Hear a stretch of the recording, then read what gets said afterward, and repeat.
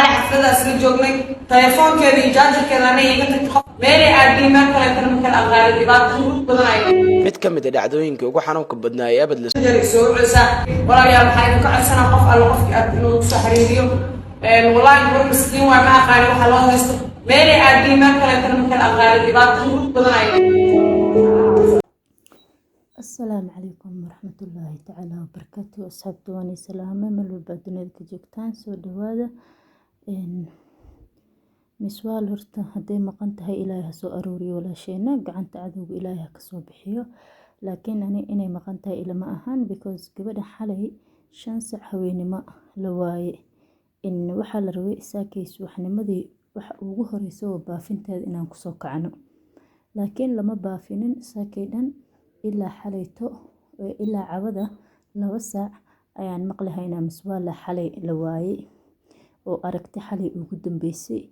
way oo intaas dhan loo aamusnaa haday run tahay oo miswaal maqan tahay waxaan ani maxay ila tahay prank Soomaalideena horta maryooley prank waxaan ka fahanay qalad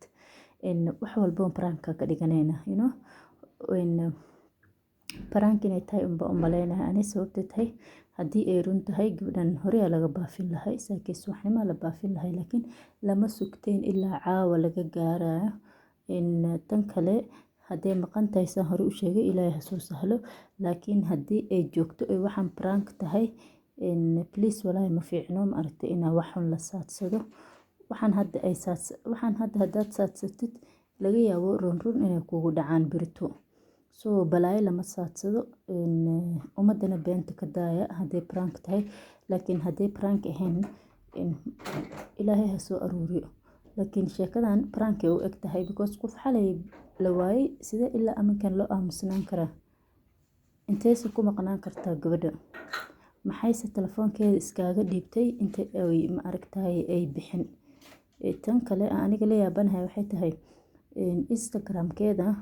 wax la soo dhigay Instagram-ka adii 6 saacadood ka hor ayaa wax la soo dhigay wax soo dhigay Instagram-ka jin ma soo dhigay hadii ay soo dhigin qasab ayadan ba soo dhigtay sa umaleynaa marka miswaal meel ay ku dhuumanaysaa walaalay umada beenta ka daaya soo bax